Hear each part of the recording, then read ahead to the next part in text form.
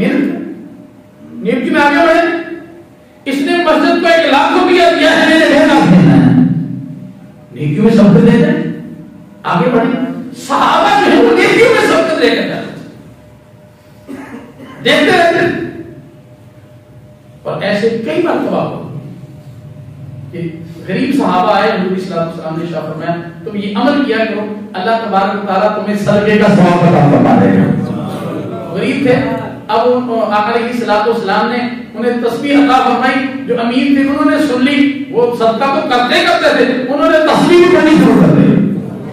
وہ غریب صحابہ پھر آ گئے, حضور اب انہوں نے پڑھنا شروع کر دیا ہے, وہ تو پھر ہم سے آگے بڑھ گئے. فرمایا آپ کی قسمت ضرور تھی, ٹھیک ہے نا. تو ان کا مقابلہ ہوتا نیکیوں میں آگے بڑھنے کا. اب صحابی رسول نے دیکھا حضور صلی اللہ علیہ وسلم نے 3 مرتبہ انہیں جو ہے وہ بشارت دی ہے جنت کی. چھوٹی سی بات تو نہیں ہوگی, کوئی نہ کوئی بات خاص ہے اس بندے کے اندر. انہوں نے کہا میرے آپ مہمان آپ کا بننا ہے, آپ جو ہے وہ مجھے اپنا مہمان بنا لیں. ٹھیک ہے. وہ صحابی رسول کے عمل کو دیکھا, ان کی عام روٹین تھی, جیسے مسجد میں آئے, نماز پڑھی, نماز پڑھنے کے بعد جو ہے اپنی ڈیوٹی پہ چلے گئے, کام کیا اپنا جو بھی کام کرتے, واپس گھر میں آ جاتے, کھانا کھاتے, نماز پڑھتے, سو جاتے. یعنی اپنا ایک جیسے عام آدمی کی جو ہے وہ روٹین ہوتی ہے. تو ان کا بھی معمول یہی تھا. وہ صحابی رسول جو ہیں وہ کچھ دن رہنے ان کے بعد کہنے لگے یار میں, اور کوئی وجہ نہیں تھی, میں نے تیرے بارے میں آقا علیہ السلام سے 3 مرتبہ یہ سنا کہ یہ بندہ جنتی ہے. تو بتا کون سا کام کرتا ہے, مجھے سمجھ نہیں آئی. آپ تو ٹھیک ہے تیری, جیسے ہم نماز پڑھتے تو بھی نماز پڑھتا ہے, جیسے ہم کام کرتے ہیں تو بھی کام کرتا ہے, تو کوئی خاص بات کیا ہے. تو وہ صحابی رسول کہنے لگے جناب بات یہ ہے میں اپنے دل کے اندر کسی مسلمان کے بارے میں بغض کینہ حسد نہیں رکھتا ہوں. فرمایا یہی وجہ ہے کہ حضور نے 3 مرتبہ تجھے جنت کی بشارت عطا فرمائی.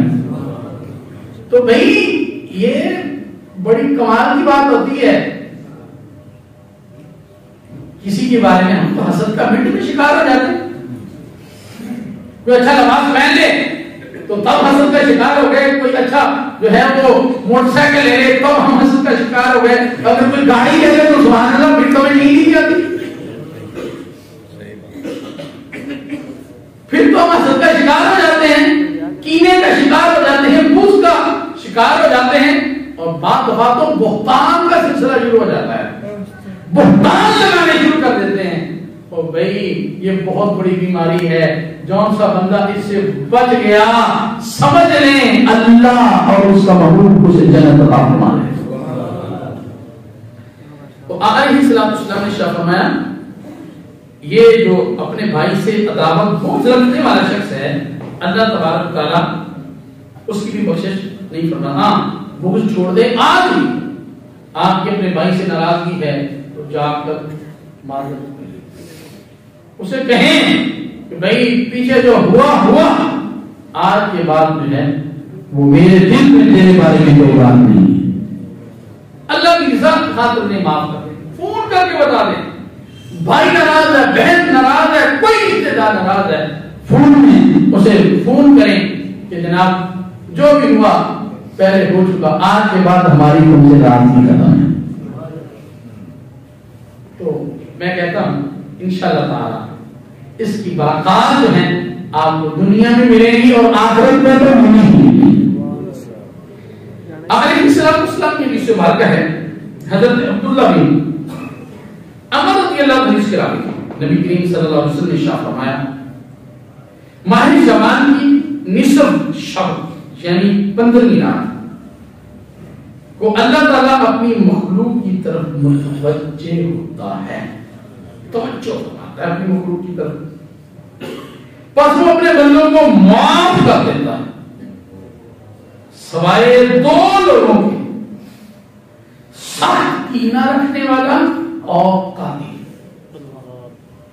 یہ دو لوگوں کی اس حدیث میں ہے فرمایا بخشش ہے. ہاں قاتل جو ہے معافی مانگ لے جس کو مقصود کے وراثات ہو تو وہ معاف کر دیں تو اللہ تعالیٰ بھی معاف فرمانے والا ہے.